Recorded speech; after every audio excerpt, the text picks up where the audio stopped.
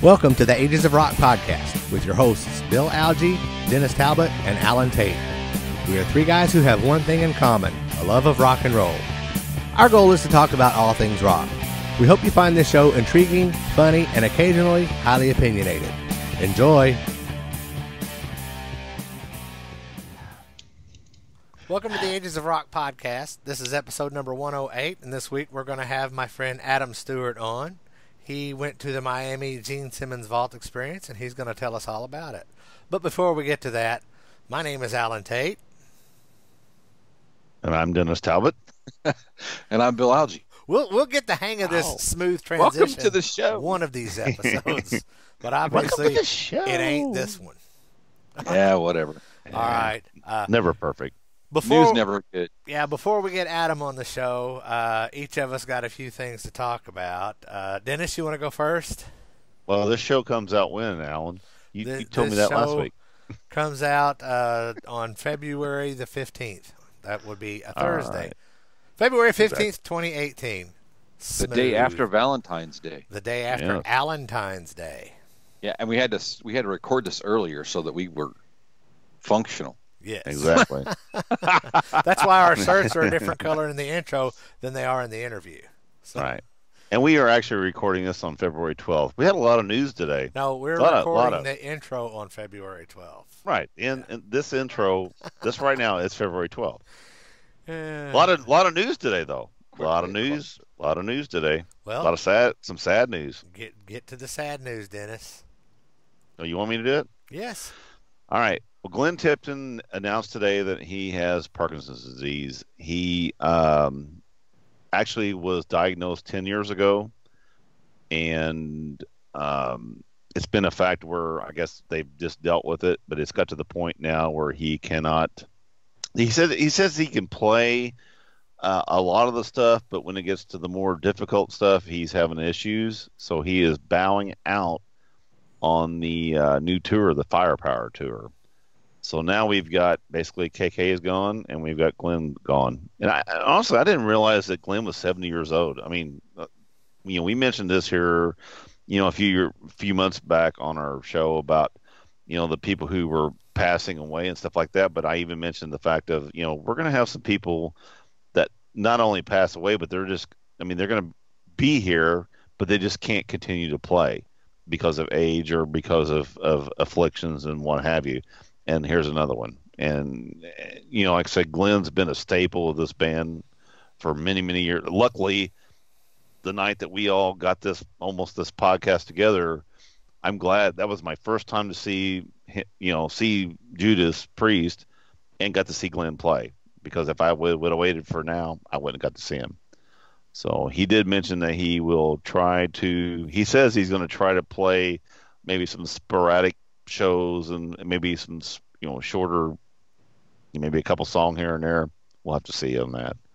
But the guy who is taking over his spot is their producer of this last album, and he's with a band called Hell, and his name is Adam something. And I'm sorry that I should have looked that shit up, but of course I did not. So, but anyway, he was asked by Glenn himself to take his spot. So that's what's going to happen. Anyway, so it's a heartfelt, sad day for me. I mean, I hate that. Well, it's not just sad for you; it's sad for everyone. It's sad for a lot of people. Yeah. But anyway, all Priest fans, how's that? But anyway, but Glenn is, he's still doing good. He just can't play to his expectations, and he's bowing out at that point. Hey, folks, we had a little bit of technical difficulty last night, so we had to pick up the pre-show recording for Adam tonight. So what you got, Bill? Well, two of us have different clothes on, and one of us doesn't. So somebody slept in their outfit, and the rest of us got showers today. That's it. That's all I had to say. No, I'm just kidding. Hey, so the good thing about Netflix is they have a lot of documentaries. I was going to say shit ton. A lot of documentaries and just randomly watching stuff. So I watched one the other night called It's So Easy and Other Lies by Duff McKagan from Guns N' Roses. Have you guys seen that yet? No, but Have you I watched love that dude. I'm going to check that. Man, it was really, really good. It was very impressive. It was really him reading the book that he wrote, excerpts from the book, but he was also playing. He had a band playing during part of it too, so it was more of a storyteller kind of thing. And he showed some video and some other stuff, and had some other guests and stuff on there. It was really, really cool. So if you get a chance to check it out, you should check it out. It's definitely worth, I don't know, hour and a half or whatever. It wasn't a really long thing. But it's good to see. Yeah, it's good to see somebody that has a lot of bad demons that has found, ways to battle them, and he's battled them more than once. He's had a couple of trips with some. I believe like his pancreas or something exploded. Yeah, he did. Yeah. He had some really bad things going on. So, yeah. So anyway, that was my thing. I just wanted to share that. It's a great documentary. Check it out. All right, Dennis wants to bring something up about the Nashville Rockin' Pod Expo #2. I do. I guess we can all talk about it. Actually, we're going. I don't even. I don't have good night. Yeah. I don't actually have the details. What is the date on it? August 25th. Gene Simmons' birthday. Hello. Yeah. Okay. 25th. Come on, man. Big Kiss fan. Turn in your Kiss Army membership card. Anyway, we are going to be going back to the pod, the Rockin' Pod Expo 2. The Pod and Rockin' Eskimo. The Rock and Pod Expo there 2. You go. There you go. Yep. And I believe it's going to be in the same general area, different building, but it's going to be. It's at the Nashville Palace, which is right in front of that area. It's right there. I mean, it's right. Yeah, yeah. I mean, we're going to eat the same place, stay at the same hotel. Everything's going to be the same. It's just a matter. No, it's just not going to be the same because I'm not sleeping on the blow-up mattress this time. I'm not sleeping the same with you two clowns. I'm taking my wife. Oh, that's right. We're all taking our wives, so they can sleep on the blow-up mattress. Yeah, there you go. Exactly. We don't know anything as far as the guest list or anything. The people that are going to come, but there is a GoFundMe. So if you're interested, go to go there. agesofrock.com and click on the GoFundMe thing that I already put on there. Oh well, thank you. Way to go, man. And we are going to do something. Every once in a while, I get my head out of my ass long enough to accomplish something minor. And have we decided on the perk that we're going to do? Have we decided on that or not? I would say we've talked about it, but we're not going to release any information yet because they're working on some of their perks, and I think we want to incorporate our perks and theirs. So we will have some perks. So if you listen to our podcast, you'll hear of some things. It's going to be a little bit better than last year. We'll probably throw some and if you don't listen to our podcast, you have no idea what we're talking about anyway. And you don't care. But the important part of this is we're percolating. So, all right. We're going to throw some swag in, some other stuff too. It'll be a little bit better perk than last year. So anyway, but we're all looking forward to that. That was a lot of fun last year. So, and we might be appearing at the May Kiss Expo in Indy. Yes. 2/3 of us will. 2/3 of us will. We're working on that too. So look for us. We're going to be out there. Nashville, as we know it, got nixed. Yeah, got delayed. Yeah, it's going to be happening, but I think with a different promoter. Yeah, we don't know all the details about that. We don't know the details on that, but it's going to be interesting. Yep. I'm calling shenanigans on the whole thing. Me too. I believe you. I'm going with shenanigans. Shenanigans and skullduggery. I think Vinny is shenanigans for another issue. Speaking of shenanigans, Adam Stewart's up next. There you go. Stick around, folks. All right, folks, here we have my friend Adam Stewart here. He went to the Gene Simmons Vault Experience in Miami, Florida. And without further ado, tell us about yourself, Adam. Well, been a Kiss fan since I was 12 years old. Like a lot of kids, this was my first experience with Kiss. Was shown the Destroyer cover from kid Steve Lombardi. And my first comment was, how does Gene keep his hair looking like almost like flames, fire? And I was only 12, and this kid looked at me and said, Adam, that's not real. His hair doesn't stand on end like that. Hadn't heard anything music-wise, and played the Detroit Rock City, was hooked, and about a year later in middle school, the big battle of the bands was Aerosmith and Kiss, and another Steve Letterman actually gave me this album, which is the one I just showed you, because he was more of an Aerosmith fan, and he was looking at a young age of 12 or 13 to get rid of his Kiss collection already. So he gave me that album, and I still have it, and that was my very first Kiss possession. What's funny, because a lot of people know that at this point in my life, I've been an avid collector and a big fan of the band. It took until 1983, when I was a freshman in college, to actually see Kiss for the first time. I was in college. Yeah. For $9, that was the going rate for a ticket in Syracuse, New York. But I paid a friend of mine, Brad Eckert, when we were freshmen in college, to drive me to the Syracuse War Memorial. And the lineup at the time was Gene and Paul and Vinnie Vincent and Eric. And I got to see Kiss for the first time as moving characters. I'd only seen them once on TV, the Poland Halloween special. Yep. So on quite a few years, absolutely interested and intrigued with every aspect of the band, but it took all those years to actually finally see them. And what took you so long? I guess circumstances. Never in a position, because of college, even in high school, never in a position to see Kiss when they were close to me while they were touring. Wow. Yeah. I'm surprised looking back that they held my interest, mainly looking through magazines and the collections and listening to the music. But when I finally saw them and saw that they were real people, both on TV and in Syracuse at my first concert, that solidified everything for me, and the rest has been an absolute passion.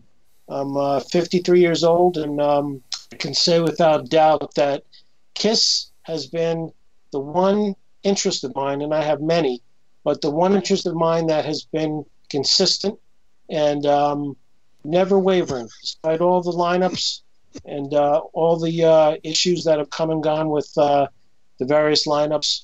To this day, I'm a diehard fan. That is awesome.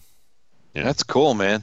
Apparently, that's a great story. But that kind of mirrors me too, though. I'm like, Bill's kind of like, he saw him when he was with the makeup, and when he was a kid. I never saw him till Lick It Up tour. That was my first show. But I was, in love with him since, I was 9 years old. So. Yep. A little younger than me, but yeah, that's about the age that kids were getting into it. They were considered cartoon characters, and that's the stories you hear. Yeah, I got into him in '76. Was when I kind of got into him. Well, '77, I guess it was more of the Destroyer Alive 2 kind of era, right in that area. But it's same kind of story. Somebody gave me, I listened to Destroyer and went, oh, that's something I need to listen to more of. Yep. Well, apparently a lot more of. Destroyer. I got Destroyer for my birthday when I was either 9 or 10 years old, and I didn't realize how much I had listened to it and how loudly I'd listened to it until I heard my country music loving mother singing "Shout It Out Loud" one day. Was she just shouting at you to turn it down, or was she just? No, I was really surprised she was actually singing the song and she knew the words. Cool. Nowadays they'd call it a crossover, right? That's not good at all. So, I guess let's just get right into it. Tell us about your Gene Simmons vault experience. Sure. To took all of 5 minutes for me to convince myself that this was something I needed to do. Ask Dennis how long it took him. Yeah. How much? How Long many? did this take you? Oh God, I've been on the fence since it came out up until when the first Vault experience, and about a few days after that, I finally had to pull the trigger. So I'm going in Nashville in April. So Okay. Were you worried that there weren't going to be any vaults left?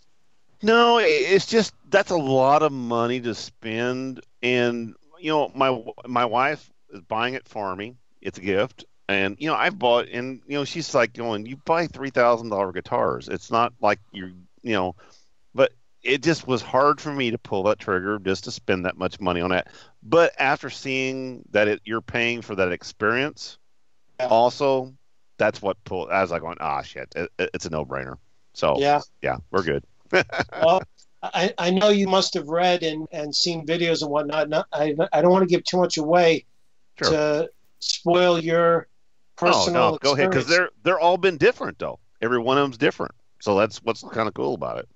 Well, the thing is, yes, the $2,000 is a lot of money, but for me, I first met a little backstory. I first met Paul and Gene and Tommy back in July of 1985. Can you see that without reflection? Mm-hmm. Lift it up a little. That's pretty good. Yeah. Yeah. Okay. Top. This picture, you see Tommy here? Right. Tommy, Paul? Okay. You've got your left hand is on the picture of Paul. Right. It's Tommy Thayer and Paul. Can you see that? Yeah. Yes. Yeah, now you can see it better. Yeah. Yeah. Okay. There you go. Okay. This was the convention tour, and I had never met Kiss in person, but they were playing in July of 1995. My twin girls had just turned 15 months, and I needed a really good excuse to not only go. It was $100 for the day. I lied to my employer at the time. I'm a pediatrician, and I was low on the totem pole. I was only a year and a half out of residency, but I went and bid on the Gold Alive 1 album that Tommy Thayer was auctioning on stage, and I was yelling to stop the bidding because it had gotten up to $1,600, which turned out to be the winning bid. And Tommy took me into a trailer at the Miami Resort Mart, and got to meet Gene and Paul. And so, after getting autographs and photos and whatnot, and finally shaking hands and hugging them and all that stuff, I look back on that as I didn't need any more excuse, having spent $1,600 back in '95, $2,000. The older you get, the more expensive your toys are. But I figured it's about the same, so that's how probably I less. Yeah, probably. So I wound up pulling my credit card out, and I was a little confused because Gene was already advertising that he was going to Australia on January 27th and 28th. So I didn't know how this was going to work, since he was simultaneously advertising that he was going to be in Miami on January 27th and 28th, which is a Saturday and a Sunday. So I wrote to Christina Vitagliano, who was kind enough to assist me. She knew nothing about this issue, and she kept me in the loop. In less than 24 hours, she gave me the good news that Gene was going to change the dates in Australia, and he was going to be in Miami. I chose Saturday the 27th because I wanted it to be fresh, and turns out that was the only day that he was here. 28th, he was playing at the home Vault experience. So there was only one day literally in Miami. The the pre-package that we get in the mail comes with a nice golden ticket, just like Willy Wonka. Very appropriate. Yeah, yeah. And you get a nice pass. Cool. Nice Yep. lanyard. That kind of Yep. looked like the Vinnie Vincent lanyard. Mm-hmm. Yeah, a little bit. Actually did. What I did is one of my daughters is a newspaper journalist in North Florida, and I convinced her to drive 5 hours, which turned into 10 hours round trip. But she was kind enough to come down so that she could be my videographer for the day. And Rachel has met Kiss 2 or 3 times. I took her on one of the backstage VIP experiences with her twin sister Lauren back with Kiss and Aerosmith in 2003. Plus, we were both fortunate. Rachel interviewed both Paul and Gene in 2015 at the Rock and Brews opening in Oviedo, Florida. Cool. Cool. Great restaurant too. Excellent. I write to them all the time to tell them I miss their caramelized Brussels sprouts. That was my favorite appetizer. But yeah, that was a nice day, nice experience. Great thing that Kiss does with the veterans. That was a very memorable day. So it was nothing for Rachel to drive down. She was as excited as me to see Gene Simmons. And then after purchasing, we found out the good news that Ace Frehley was going to be there. And Gene seemed all excited in both print media and on the internet. And I was a little concerned that it was a promise that wasn't going to come to fruition, only because I've heard stories that Ace is advertised to make an appearance and then doesn't. And since I knew that this was for a finite period of time, and Gene had to literally personally meet each and every one of the attendees at the vault, didn't know whether Ace was going to come in the last 5 minutes of the event, or he was going to really come in and be a substantive guest for the event. And as it turned out, it was kind of funny. Keith LaRue? No, the one that works with Rhino Records. I don't know his name. Yeah. One second, I wrote it down because I knew I'd forget it. I want to give him props. Valcourt. He's the one that Gene calls Skippy, but this is the guy that appears in the videos on YouTube, sitting on the couch with Gene. Sure. Yeah. Sure. He's become, I guess, the project manager since day one with the whole vault experience, and very instrumental during the entire event in any of the cities. He really makes sure that everybody is having a good time, and makes sure that everything's going off as much as possible like clockwork. He very instrumental guy that helped make sure that the event was exactly as advertised. Excellent. My daughter had the good idea because we got the place is only about 15 minutes from my house. It's not in Miami proper, but it's in one of the suburbs a little further north. We, of course, left at an ungodly hour because I'm very anal about that. I told Rachel it's only 15 minutes away, but you never know. And we sat in a parking lot, and it was nice because it was only $10 for the whole day.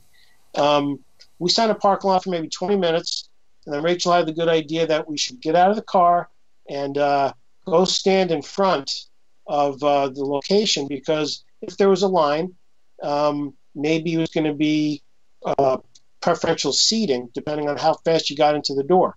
And that's exactly what happened. Although there was only maybe 30 of us, each person gets to bring a guest. So that brings it to 60, plus all the people working in the venue. And we we were about fourth or fifth in line. So we easily got front row seats, and were maybe 10 feet from Gene. Very cool. That's pretty cool. Yeah. So that's one thing I would suggest, that if you're going, pay attention to that you obviously have a seat. You're going to have a wristband to get in the door, but get there early and stand in line, because it turns out that everybody has the same idea. Gotcha. Your vantage point becomes important. Gene was probably out within 20 minutes. We were told by email that the event starts at 11:30, and then we were updated probably 2 weeks prior to the event that because the venue opens at 11, we can get there at 11. Doors opened, and Gene was probably out on stage, which literally was a carpet on the floor, very intimate, and a stool, nothing fancy. And he was probably out within 15 to 20 minutes of us arriving. It was a joke that Ace Frehley was still sleeping till about noon, literally. That probably wasn't a joke. No. Probably par for the course, but you can hear some of the people on their cell phones saying Ace is not here because he's still sleeping. So he eventually arrived, but that was the reason why he wasn't there at an earlier time. Gene came out and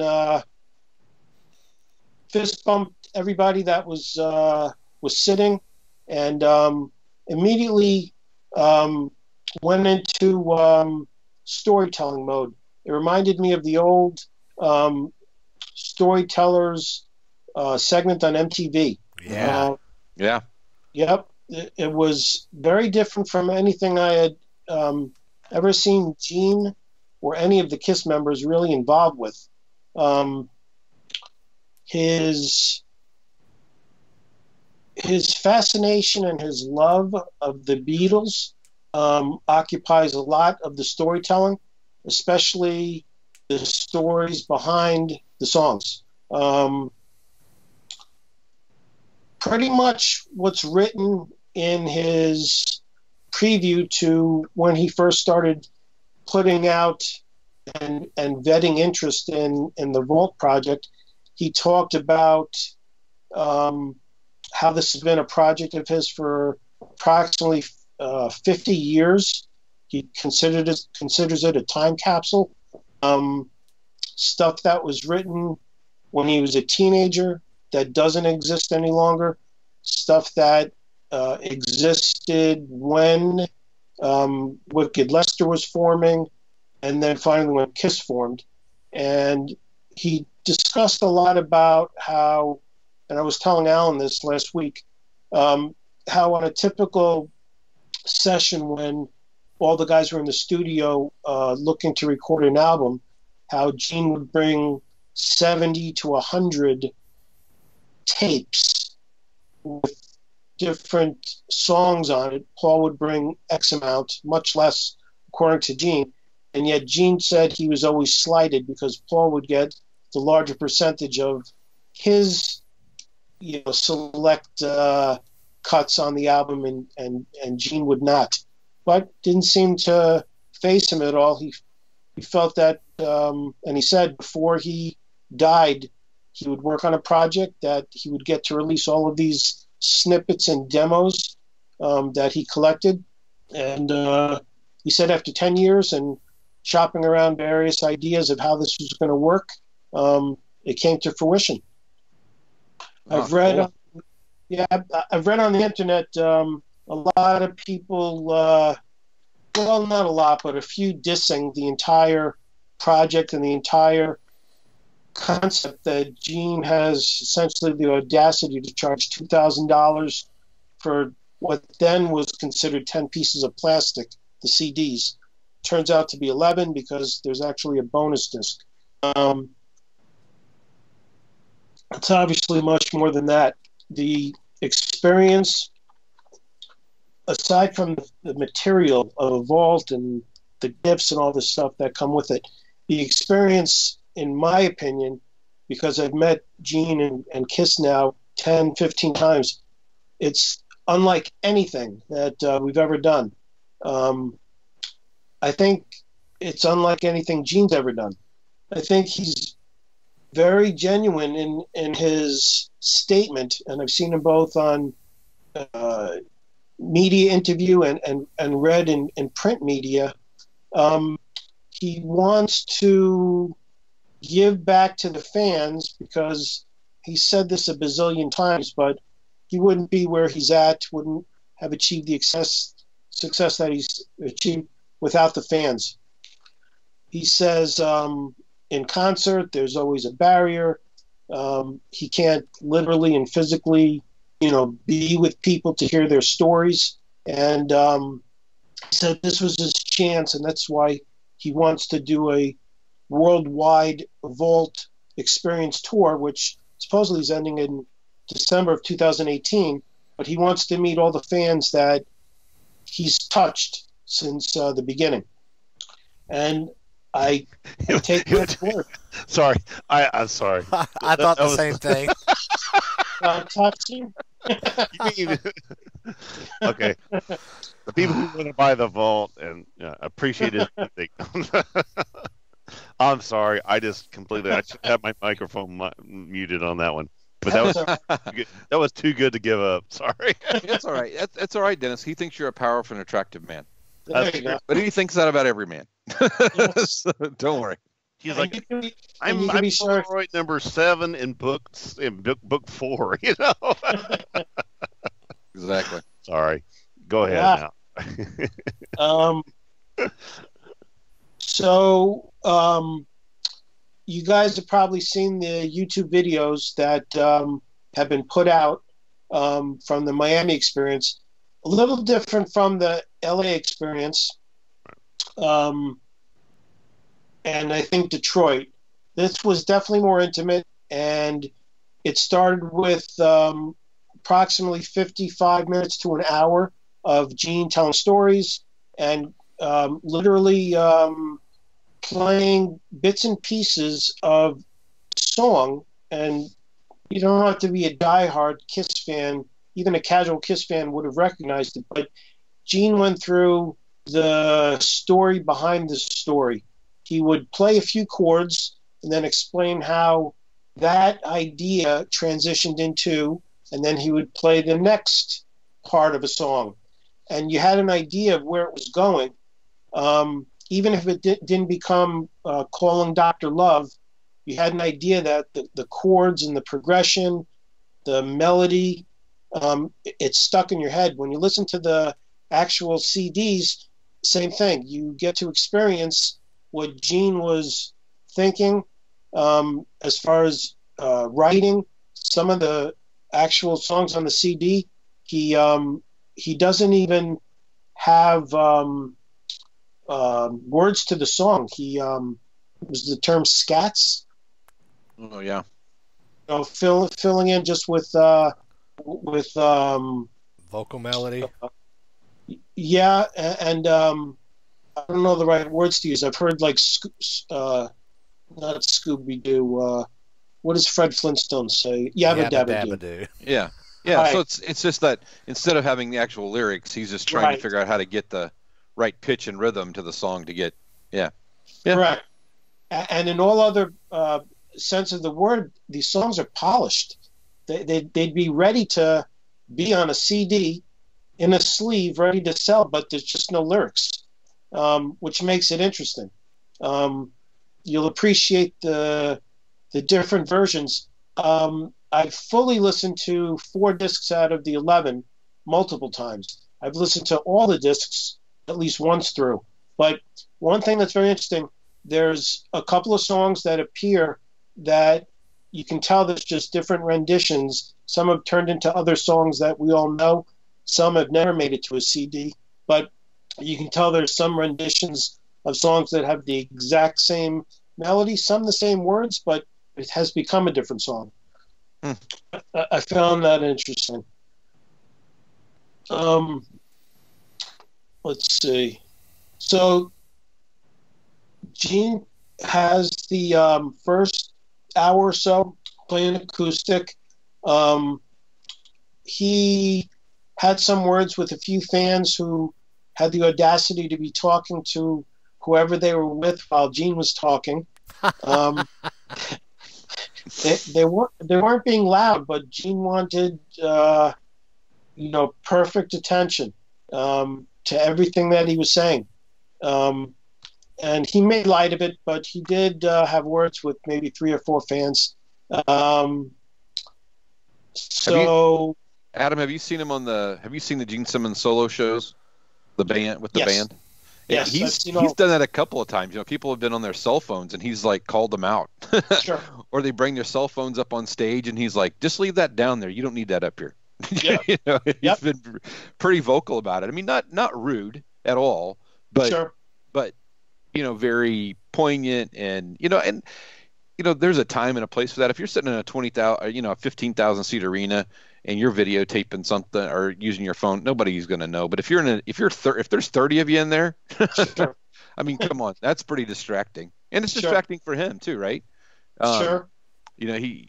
I would think that would get to be a little bit frustrating, but if you're going to pay $2,000, I'm not talking to anybody. I'm going to sit there and listen and pay attention. I agree. And he deserves it. Sure.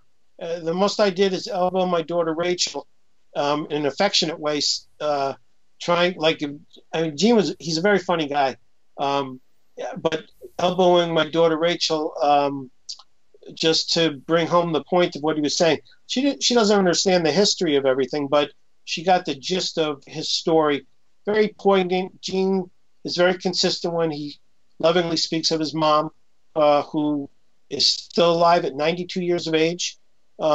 Gene told a 10 or 15-minute story about, which I've heard before, but about her coming over to Ellis Island and really what it means to him to this day, being in America, that English is a 4th language, all of the opportunities that have been afforded him. It was definitely poignant, and he still cries even behind his glasses, and I choked up a bit too. I'm sure many people did. That was a very special part of it that probably would have been different if we were separated by a television screen, but to be there in person, and even though I'm hearing the stories, some of them the same, but to be right there and see him, it was very touching, and I think that's part of the quote-unquote experience. It was still oral, but seeing him as he was discussing his mom, whom he loves very much, it was very special. You forget he's a rock star. He's a mama's boy, and he loves his mother, and you don't see that with the tough, demon part of his character ever. So that part I enjoyed. Exactly. Yeah. So his assistant at about the hour mark suggested to Gene that it would probably be a good time to start passing out the vaults. And get your rear in gear, Gene. How many vaults were given out that day in Miami? You know? If I had to guess, I would say about 30. 30. Okay. About 30. Okay. Yeah. And he's trying to. I know that he said he's trying to keep them to a certain amount. He's not going to do 100 or 150 in a day. They're just going to be, So that's why I was curious. Yeah, and I mean, I started doing the math weeks before, because the first advertisement when you read the question and answer FAQ type sheet for the vault experiences, you get to spend approximately 5 minutes with Gene. And I started thinking about it when I knew the time that was framed from approximately 11 o'clock to 7:30, that there was going to be a question and answer, an acoustic session, Ace was coming in.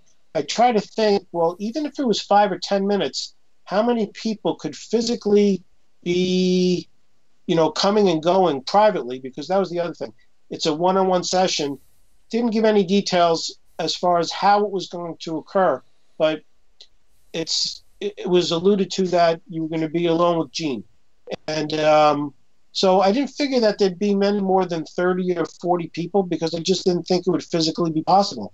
So that kind of made me feel good that, that maybe it was going to be more than 5 minutes.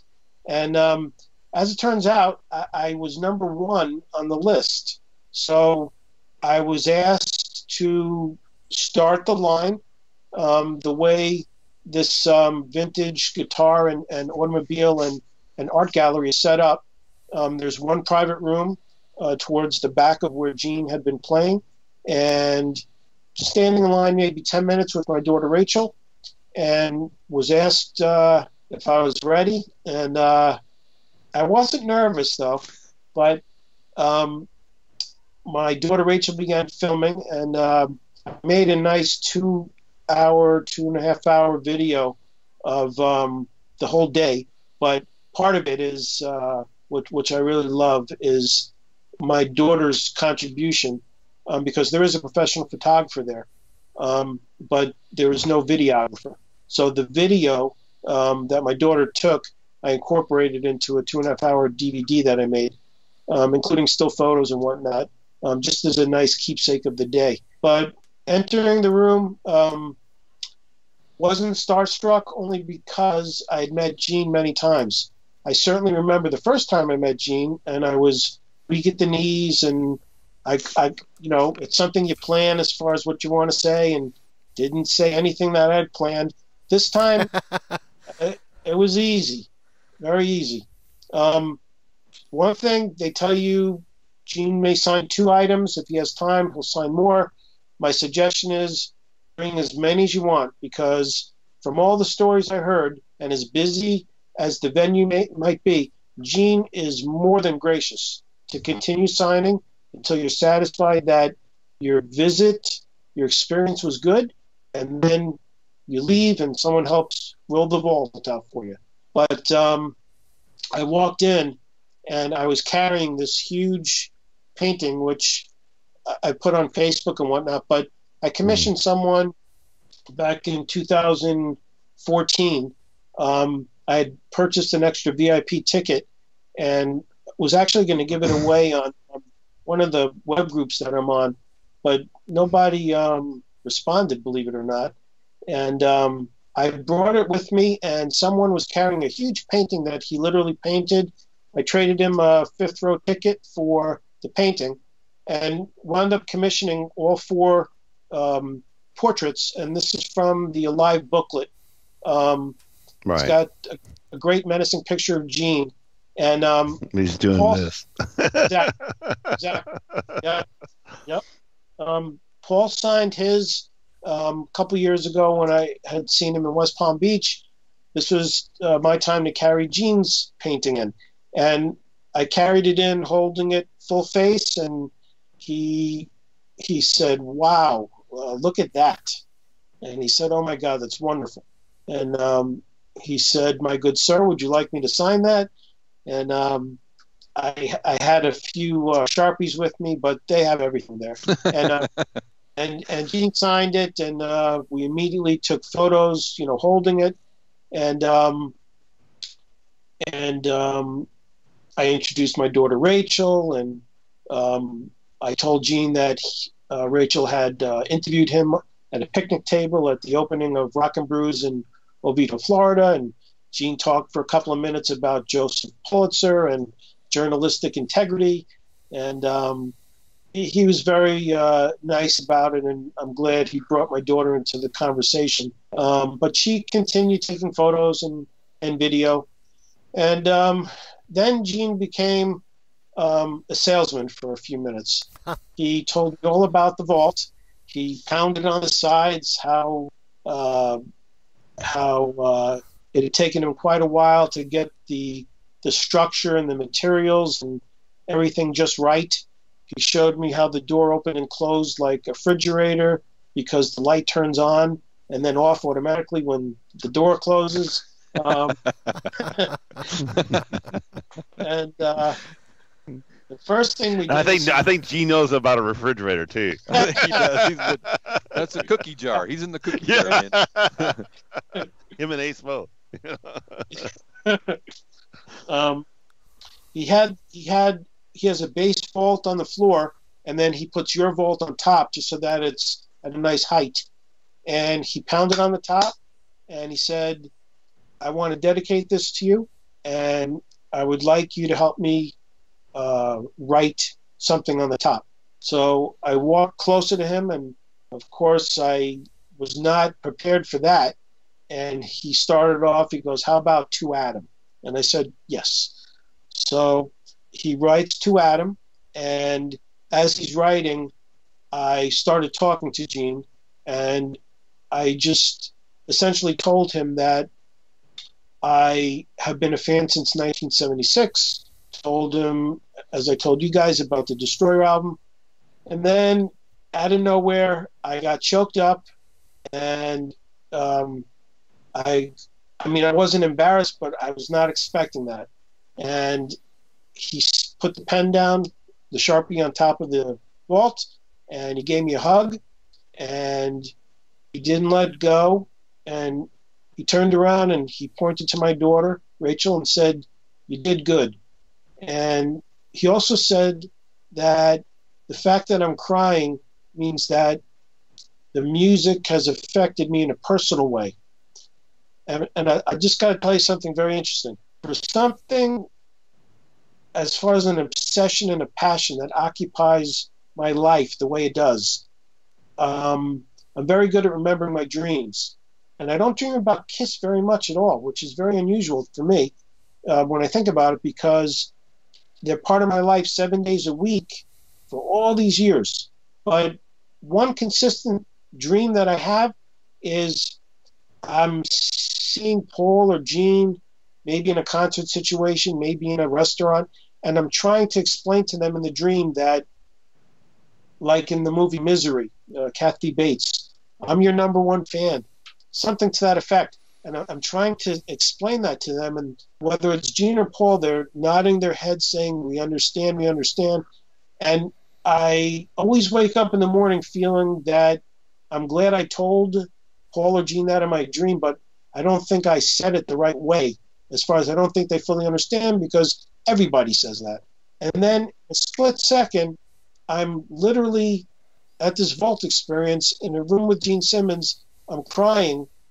I'm explaining to him, and this is what I did say, that like everybody says, the soundtrack to their life, I was telling Gene that there are so many Kiss songs where you just hear the music, and I immediately am not only taken back to what I was doing, where I was, I know the year. And not just because, so-and-such album came out in 1977. It's something that it seems to be embedded in me. As far as the experience, it's both oral and maybe visual. And I'm so glad that I said that to him, because for me, it was kind of like closure. And all these years, I have this friggin' dream. And now it really happened. It was weird that it happened that way. So Gene finished, writing the dedication on the top of the vault. And I had brought a photo of him and me when I met him in July '95, and the way it came out was pretty funny because Gene had a good laugh. I was bringing the picture out, and I said, "And this is a picture of when we first met," which sounds like boyfriend and girlfriend, what they would say. So I bring the picture out, and Gene chuckled, and he said, "Oh my God, how old were we?" Because this was '95. Gene had all of his hair. I had more hair. But, I look like a little kid. Actually, that's a copy of this. Right. Wow. Yeah. So Gene was impressed how young he looked. Was that your first time meeting Gene? Yes. So you and I met Gene within days of each other for the first time. Really? So at the convention, I for you? I went to the Nashville convention, Oh, and okay. it was actually exactly a year to the day before my son was born. Oh, okay. So that's how I can always remember the exact day that I met Gene Simmons and Paul Stanley. There you go. No, that was my actually that was Nashville. That's the first time I met him too. You know, when Yeah, that Dennis and I were at Nashville, but we didn't know each other. yeah. Oh, okay. Oh, so you guys go way back too. Kinda. Well, we do, but we don't know each other. Yes. Yeah, no kidding. And I brought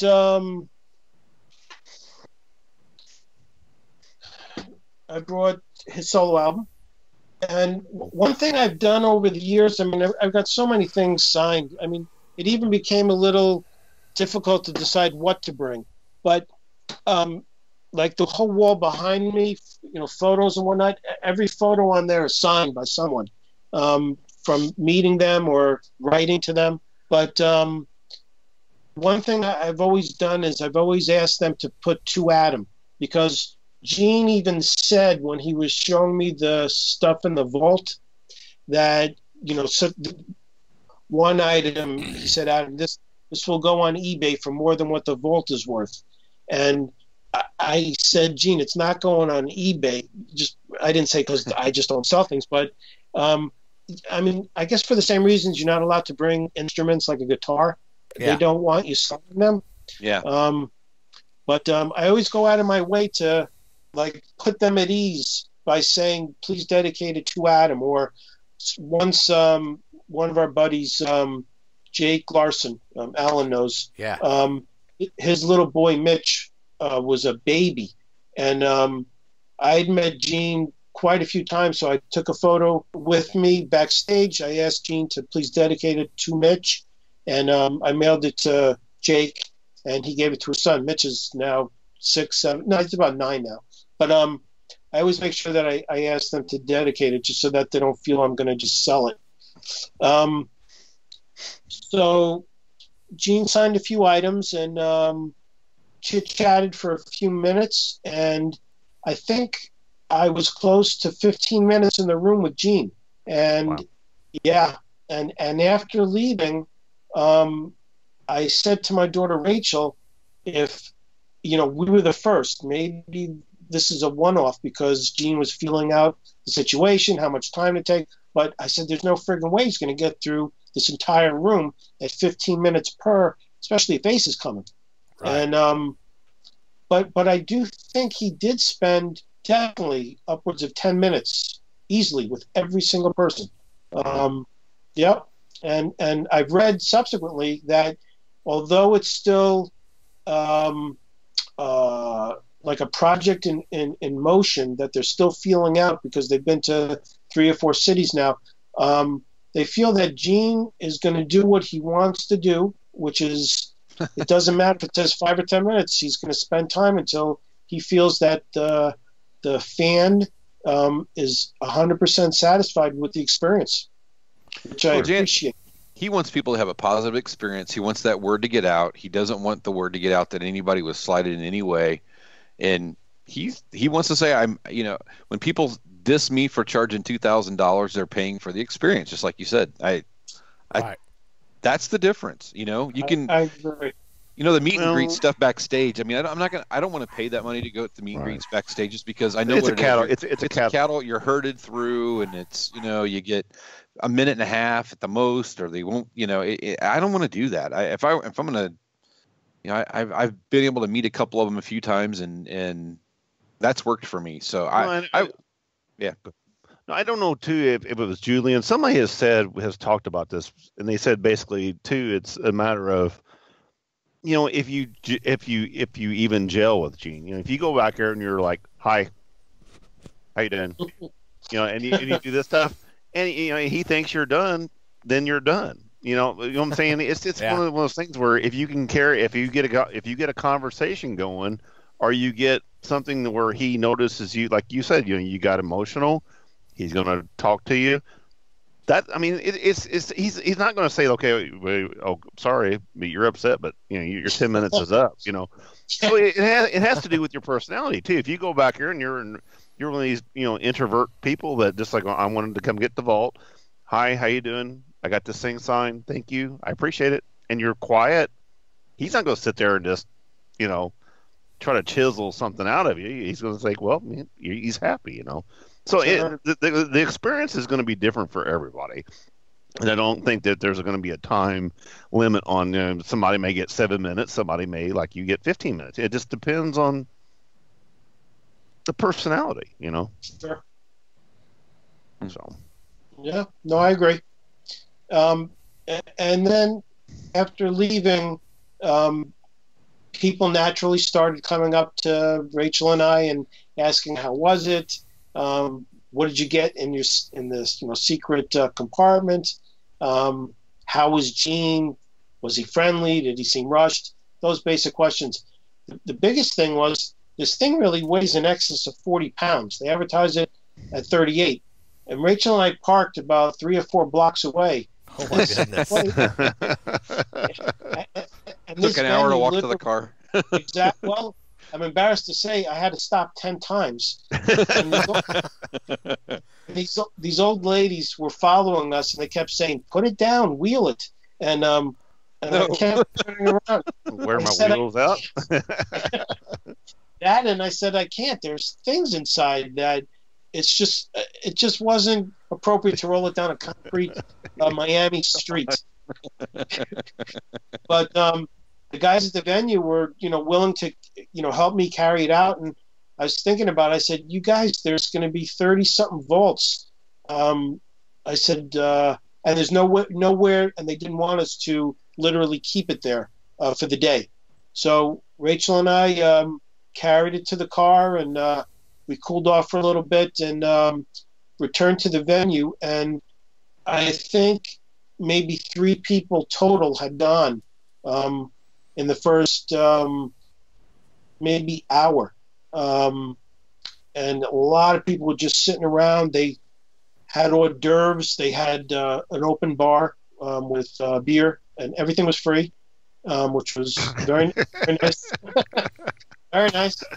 Well, we got to make sure when Dennis goes that Kelly keeps him from the bar. Well, I need to go first. No, you need to go first, or you can't go to the bar until you're done. Otherwise, you're going to get back there and go, "Hi,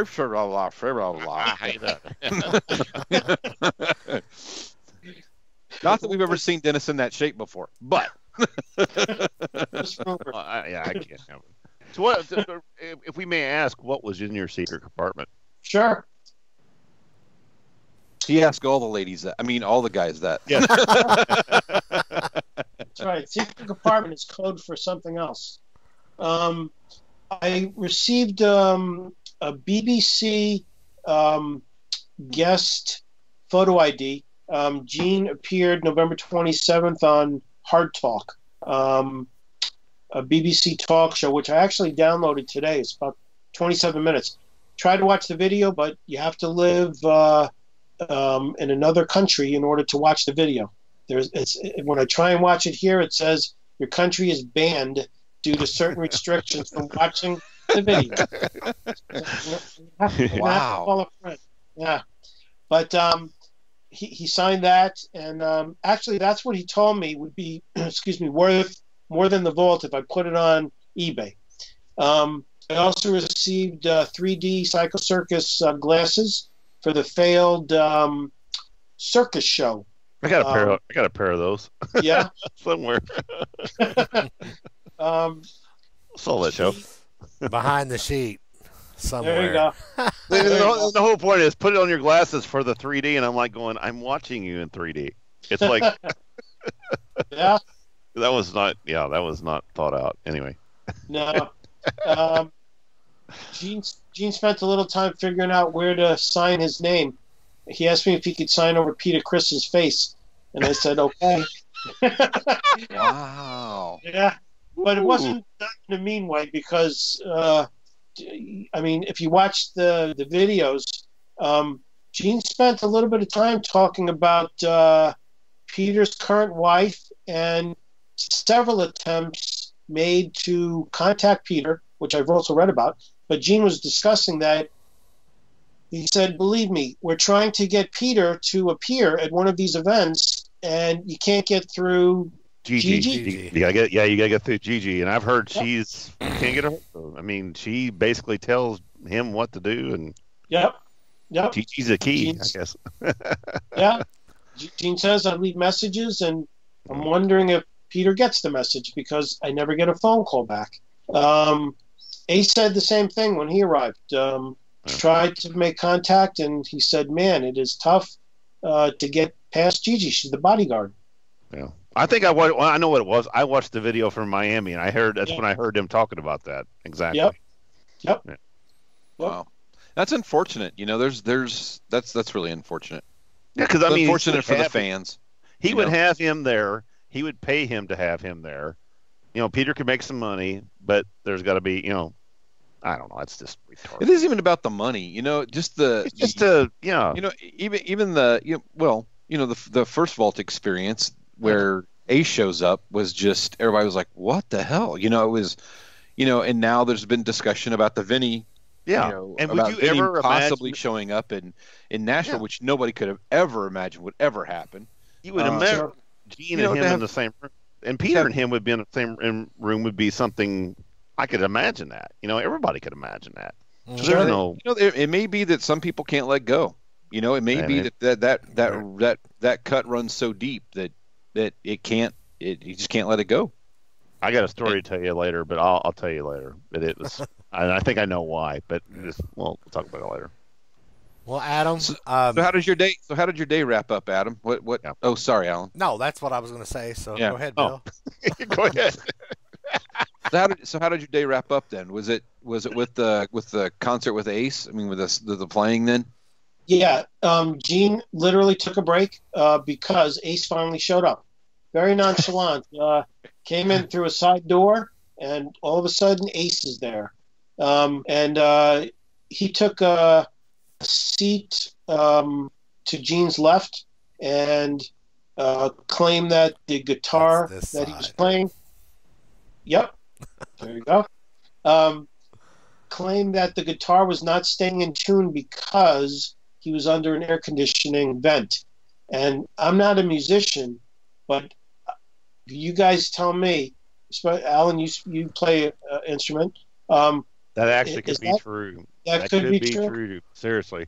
Temperature change. I play outside, and when the temperature drops a couple degrees, your shit goes all out. I mean, Okay. honestly, that is an honest thing. Okay. Yeah. Okay. Well, Sorry, I'm not Alan. a musician. I'm not a musician, and it sounded fine to me, especially at that distance. And the audio was what it was. But Ace kept looking at the ceiling and saying it's because he's under a vent. But the vent was, I don't know, the ceilings are pretty high, maybe 25 feet. But All right. Well, Ace kept returning to that. He played a couple tunes with Gene. They were essentially making noise for quite a while where there was no tune that we recognized. But it was great just hearing the two of them playing, getting along, telling stories, confirming whether the story Gene had told in Ace's absence was true. Some of the stories were the exact same stories you read about in their individual books. But yeah, the day for me ended when Ace stopped with Gene, which was another maybe 50 minutes. And then Ace stood up and started signing autographs, taking photos with the fans. I got my original Ace Frehley album signed and some photos. Beautiful. Yep. So I'm going to go to Michael's or a store like that where they have those album frames and put them in. I have albums all around this office signed by Tommy Thayer and Mark St. John, but they're not protected. There you go. people might think this is the stupidest thing. This was the one thing that I'm taking down to get signed when I go to Gene. Yep. This is my original. Yep. It says DT on the back. It is a beat up, ripped up copy of Destroyer. Well, see, This was my first album. Next What's time the I original? come to your house, Dennis, Yes. I'm going to steal that record and I'm going to put an A in front of the D, and then it's going to be mine. But this is the one that I'm going to have signed because this is what started it all. And like I said, it's worn the hell out, but this is the one that means more to me. I should dig mine out. Mine looks worse than yours does. Actually, Adam, mine is hanging right on the wall over there in a glass frame from Hobby Lobby. And mine will be. Mine will be. See, like this is my original live, and it's all shitty up too. Oh, But I have a brand new copy though, the 180 There you go. with Whatever. with the Yawn. Yawn. Anyway, anybody can have that. Yawn. Oh, he was You know so what? excited his video dropped off. I did. I fucking dropped out. That was a gift for all of us. Oh, hey, that's because nobody wants to see that new crap. That's why your video just stopped. Seriously. The video just turned itself I know. off. God damn it! Oh, I hit the wrong button. Is my voice still there? Yeah. There you go. No, Okay. we Okay. can't see we you. can't hear you either. Okay. What do you So, have? Adam, your your stuff signed by Ace was Ace really good about not. I mean, he was basically signing everything you throw in front of him, and pretty well. Yes. The only thing I heard negative was someone kept approaching him with items when there were literally people standing there hadn't signed anything yet, no photo, and they said, "Please, just 2 each." And that's the only thing. He was a good sport. Was in a good mood. Good. Yeah, I mean, I'm not going to say it was a long day for him because he got up at the hour he did, but by 3 or 4 o'clock, he had done quite a bit between playing with Gene and seeing 30 or 40 people. Very, very cordial. And then he disappeared into a back room, and he was with Gene for a few fans for their one-on-one experience. They actually, wow, that's cool. Wow, that's cool. Yeah. Yep. That's cool. Yep. Awesome. Very cool. So overall, worth $2,000? Absolutely. I already Absolutely. said. I haven't even thought about. I'm looking forward to it.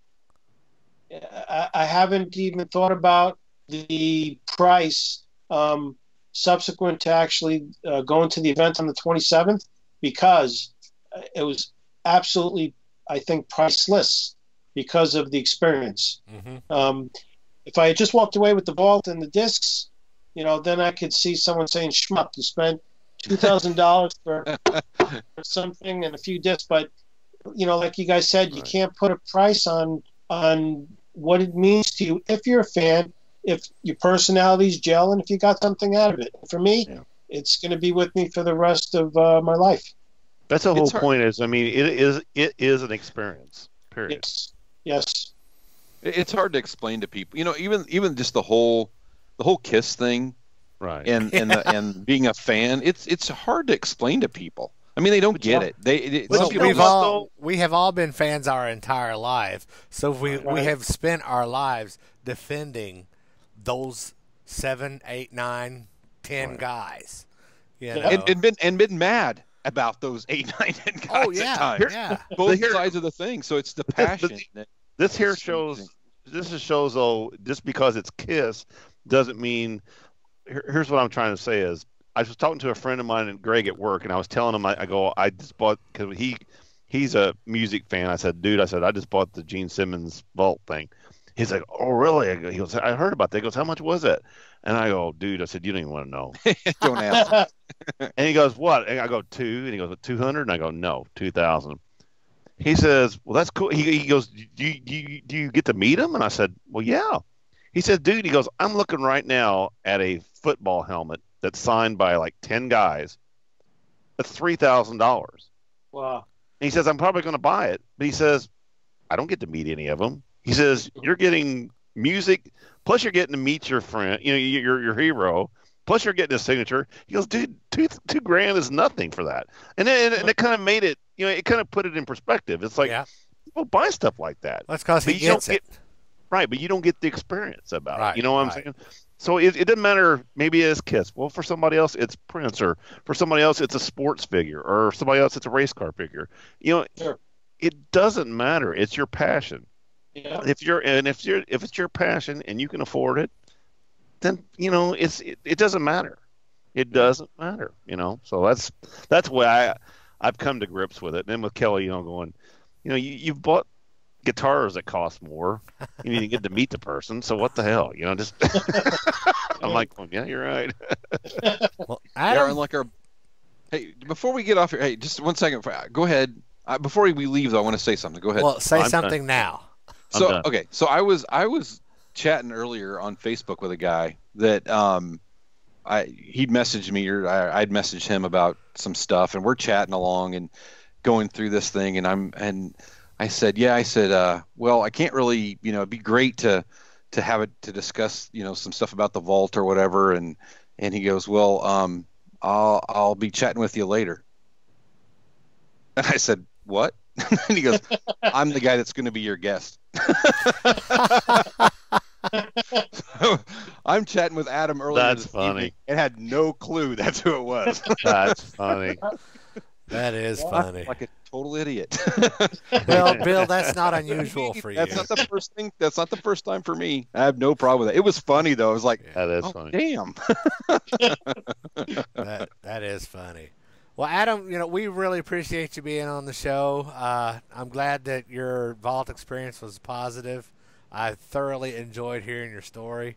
Oh, me too. Thank you. Thank you. I appreciate you guys having me. It was a blast.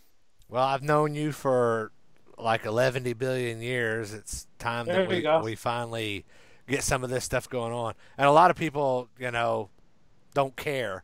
But this time next year, Adam and I are going to be sitting in Miami at one of his favorite steakhouses. Chart House. Huh? Chart House. Okay. Wherever Adam takes us, we're going, and we're having Heineken's and Miller Lights or whatever. There you go. Yeah. But Yes. seriously, Adam, thanks for coming on the show, and Exactly. we'll get you the information on when this will be released and all that stuff. But Okay. for everyone else, visit us on agesofrock.com, and from there, check out our Facebook, Twitter, Instagram, YouTube, and Stitcher Radio links. And until next week, peace out, folks.